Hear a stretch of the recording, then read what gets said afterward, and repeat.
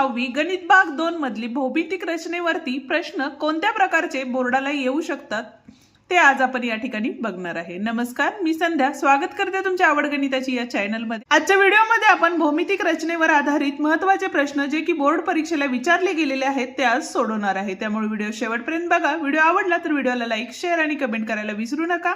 त्याचप्रमाणे जर चॅनलवर नवीन आणि पहिल्यांदाच असाल तर चॅनलला नक्की सबस्क्राइब करून बेल आयकॉनही दाबा। तर बघूया पहिला प्रश्न आपल्याला काय दिलेला आहे। आता या ठिकाणी बघा, प्रश्नामध्ये आपल्याला असं सांगितलेलं आहे की त्रिकोण ABC समरूप त्रिकोण काय दिलेला आहे, PQR दिलेला आहे। त्रिकोण ABC समरूप त्रिकोण PQR, ठीक आहे। यासाठी आपण जर रफ आकृती काढली तर या ठिकाणी बघा, हे घेतल्याना नावं वेगळी वेगळी आहेत, त्यामुळे इथं ABC आणि हा प्रश्न तुम्हाला 3 गुणांसाठी विचारलेला आहे, PQR, ठीक आहे। आता देताना आपल्याला AB बरोबर किती दिलेलं आहे बघा, 5.4 दिलेला आहे, BC बरोबर 4.2 दिलेला आहे आणि AC बरोबर किती दिलेला आहे, 6.0 म्हणजे 6 दिलेला आहे, ठीक आहे। तर AB छेद PQ बरोबर 3/2, तर त्रिकोण ABC व त्रिकोण PQR काढा असं आपल्याला सांगितलेलं आहे, ठीक आहे। मग आता यासाठी काय करायला लागेल बघा आपल्याला, तर समरूपतेच्या कसोट्यावरून ज्या पद्धतीने सोडवता येईल ते त्या पद्धतीने आपण या ठिकाणी सोडवणार आहे, ठीक आहे। आता आपल्याला जर 2 त्रिकोण समरूप असतील, देताना काय दिलेले आहेत, दिलेले त्रिकोण समरूप आहेत म्हणून बाजू, संगत बाजू ह्या प्रमाणात असतात। म्हणजे काय झालं बघा, तर AB छेद काय असणार, इथं AB छेद PQ असणार आहे, बरोबर आहे, बरोबर।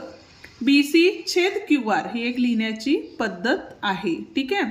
आणि लास्ट वन AC छेद या ठिकाणी काय असणार आहे आपलं, तर PR असणार आहे। आता हे कशासाठी घेतलं, तर याच्यावरून आपण PQR हा जो त्रिकोण आहे त्याच्या बाजू आपल्याला या ठिकाणी काढता येतील म्हणून, ठीक आहे।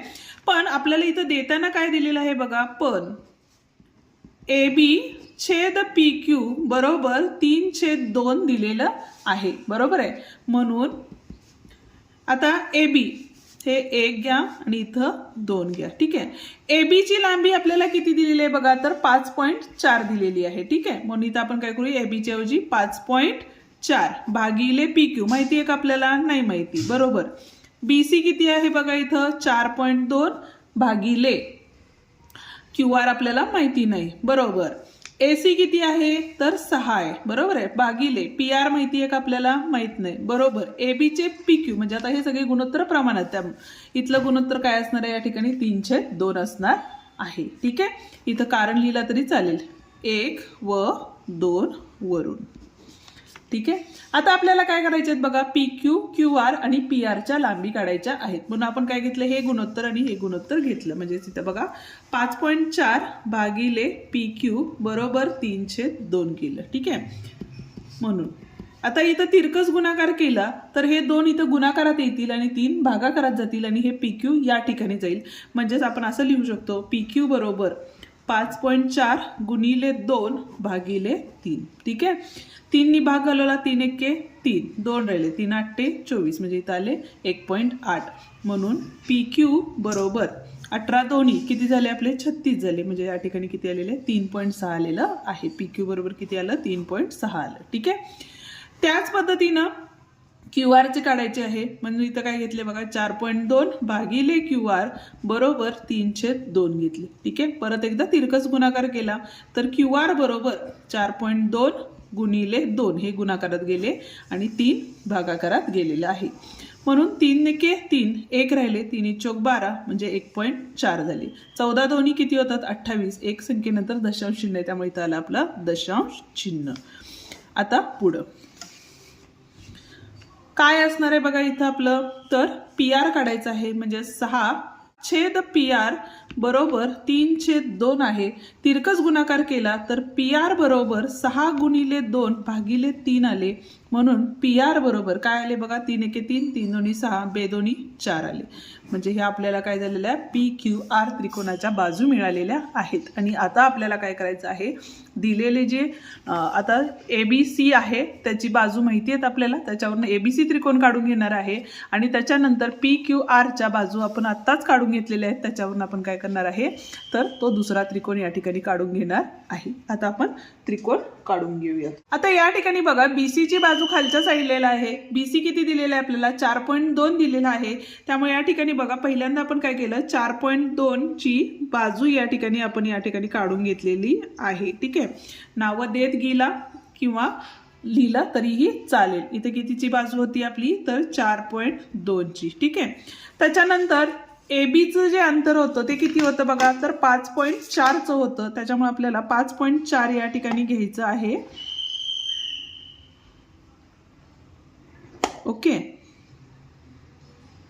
आणि आपल्याला काय करायचंय बघा, इथं BC म्हणजे B वरती ते ठेवायचंय आणि इकडं आपल्याला काय करायचंय, आर्क या ठिकाणी काढायचा आहे. ठीक आहे, आता दुसरं म्हणजेच ACचं अंतर हे किती होतं, तर 6 सेमी होतं. त्यामुळे इथून आपल्याला स्केलवरती ते डिस्टन्स घ्यायचंय बघा, इथं ठेवलेलं आहे आणि इथून बरोबर शून्यापर्यंत हे अंतर घेतलं तर हे झालं आपले 6 सेंटीमीटर आणि तेच आपल्याला या ठिकाणी काढून घ्यायचं आहे.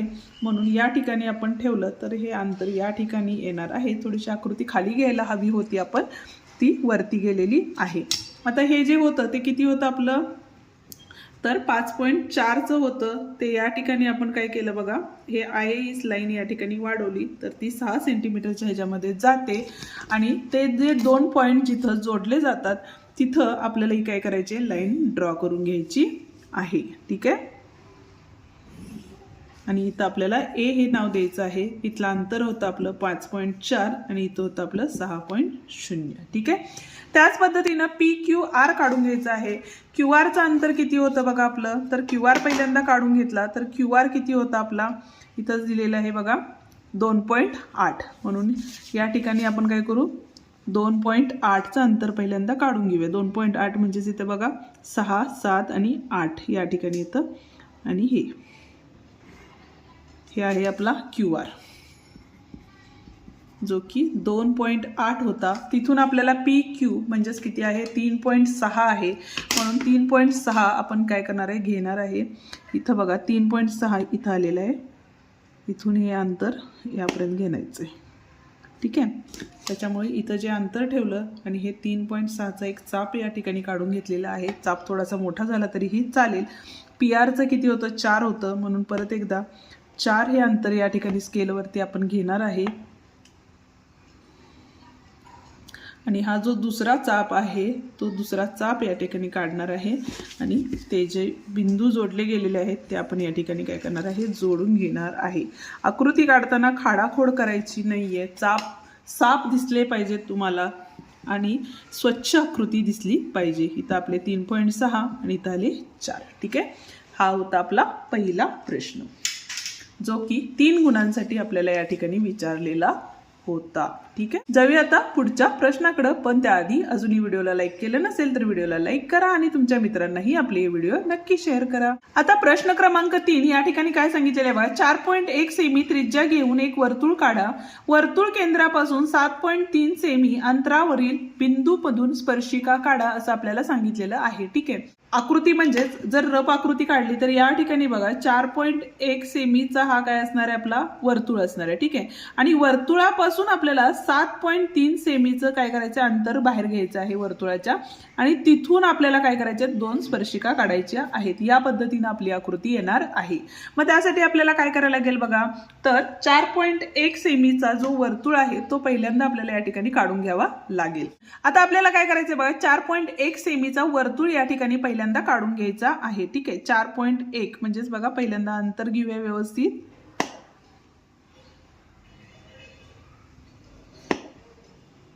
हा झाला आपला 4.1. ठीक आहे, आता इथून आपल्याला पहिल्यांदा काय करायचंय बघा, वर्तुळ या ठिकाणी काढून घ्यायचा आहे. ठीक आहे, एका साईडला काढून घ्या ही आकृती, कारण आपल्याला काय करायचंय 7.3 ची जी लाईन आहे ती सुद्धा या ठिकाणी काढायची आहे. ठीक आहे, आता जिथं आपला हे होता तिथं आपण बिंदू जर ठेवला तर तिथून एक काय करू, आपण बाहेर जाणारी एक रेषा पहिल्यांदा काढून घेऊ. म्हणजे आपल्याला काय होईल, 7.3 काढून घ्यायला काय होईल, सोपे जाईल. ठीक आहे, ही एक रेषा काढून घेतली तर इथून आपल्याला किती अंतर सांगितलेलं आहे तर 7.3 सेमी अंतरावरील, म्हणजेच पहिल्यांदा काय करायला लागेल बघा, 7.3 अंतराची पहिल्यांदा अंतर या ठिकाणी घेऊ आपण 7.3चं. हे झालं आपलं 7.3चं अंतर. ठीक आहे, त्या अंतरावरून आपल्याला काय करायचं आहे बघा, तर एक चाप मारून घ्या, म्हणजे आपलं जे अंतर आहे ते अंतर आपल्याला या ठिकाणी मिळेल. ह्या अंतराला आपण नाव देऊया, ह्याला नाव दिलं सेंटर ऑफ सर्कलला O दिलं, ह्याला आपण K देऊया, P देऊया.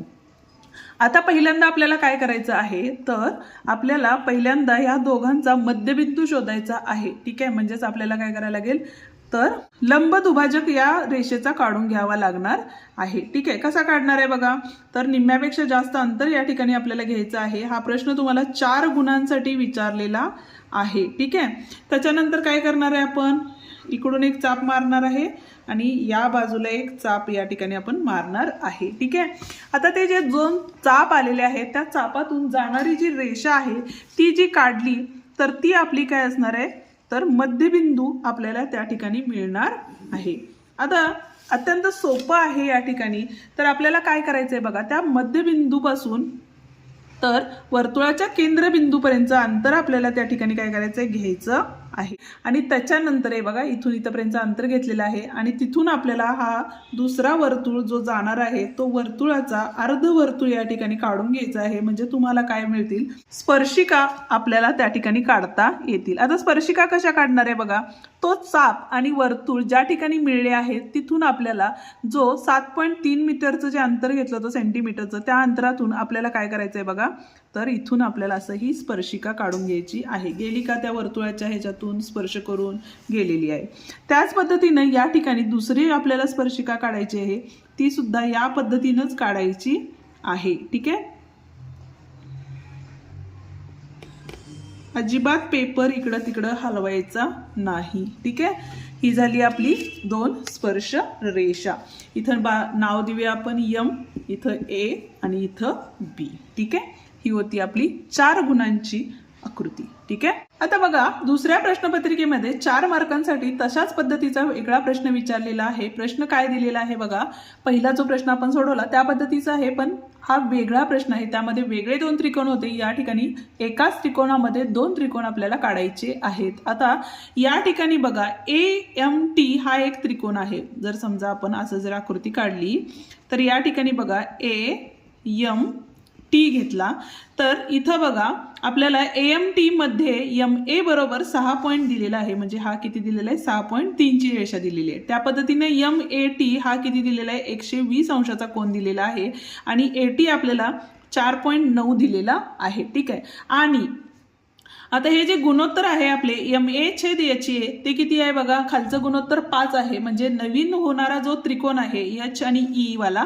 तो काय असणार आहे या ठिकाणी आतल्या साईडला असणार आहे. ठीक आहे, आता या ठिकाणी बघा MA आणि दुसरा आहे आपला HA, म्हणजे हे H नाव इथे येणार आहे आणि दुसरं काय आहे आपलं तर E नाव आहे ते या ठिकाणी असणार आहे. या पद्धतीचा या ठिकाणी त्रिकोण होणार आहे. तोच त्रिकोण आपण या ठिकाणी काढून घेऊयात.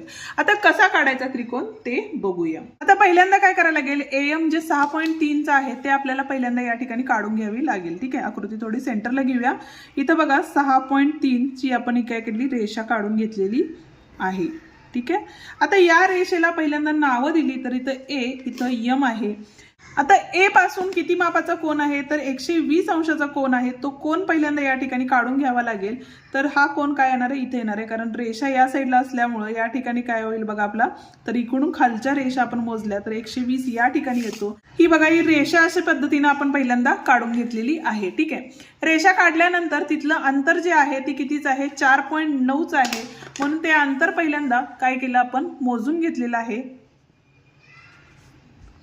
4.9, म्हणजे इथं आलेलं आहे अंतर हे.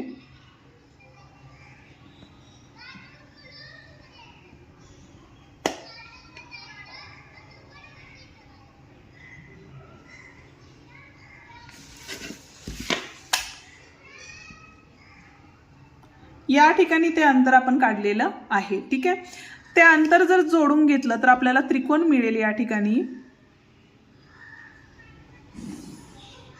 कुठला त्रिकोण मिळाला आपला टी, AMT हा त्रिकोण मिळालेला आहे. इथला अंतर 120 अंश आहे.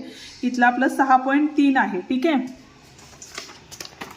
आणि आता आपल्याला प्रश्नात जे गुणोत्तर दिलेलं आहे ते गुणोत्तरामध्ये आपल्याला 7/5 सांगितलेलं आहे. म्हणजे जी खालची रेषा आहे त्याचे 5 भाग आपल्याला या ठिकाणी करायचे आहेत. हे कोन मापकानं तुम्ही 40 अंशाचा कोन काढला तरीही चालेल किंवा अंदाजे या ठिकाणी अशा पद्धतीनं कोन काढला तरीही चालणार आहे. ठीक आहे.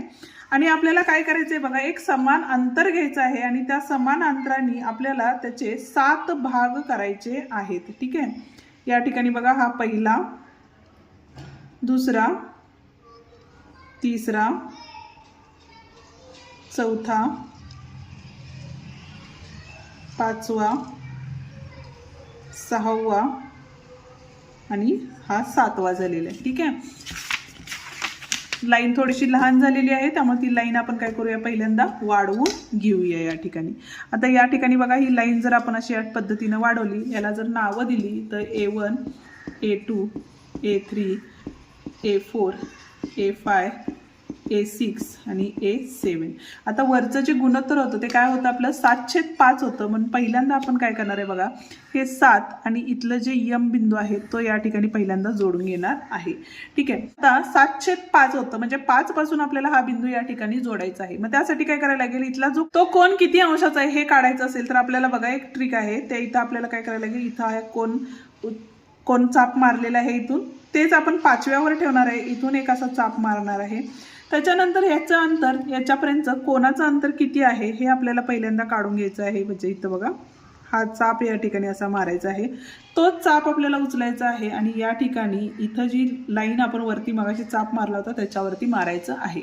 आता आपल्याला काय करायचं आहे, A5 आणि हा जो चाप आहे त्यातून जाणारी जी लाईन आहे ती लाईन पहिल्यांदा आपल्याला या ठिकाणी काढून घ्यायची आहे. म्हणजेच या ठिकाणी बघा, आणि ती लाईन जी आहे ती काय होते, तर आपल्या या ज्या लाईनला समांतर रेषा आपल्याला या ठिकाणी मिळते. ठीक आहे.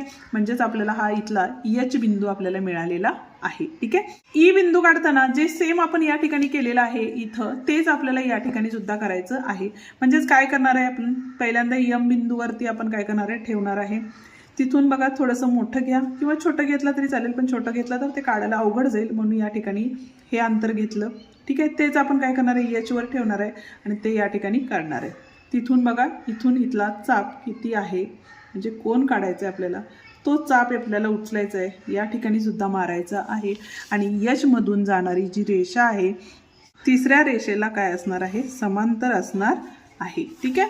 आणि यालाच नाव आपण काय देणार आहे, ई हे नाव देणार आहे. ठीक आहे. हा होता आपला 4 गुणांचा प्रश्न. ते आपले आजचे महत्त्वाचे प्रश्न. आजचे व्हिडिओ तुम्हाला कसा वाटला ते मला कमेंट करून नक्की सांगा. व्हिडिओ आवडला असेल तर व्हिडिओला लाईक, शेअर आणि कमेंट करायला विसरू नका. आणि त्याचप्रमाणे जर चॅनलवर नवीन आणि पहिल्यांदाच असाल तर चॅनलला नक्की सबस्क्राईब करून बेल आयकॉनही दाबा, जेणेकरून आपल्या नवीन आलेल्या व्हिडिओची नोटिफिकेशन तुम्हाला लवकरात लवकर मिळेल. धन्यवाद.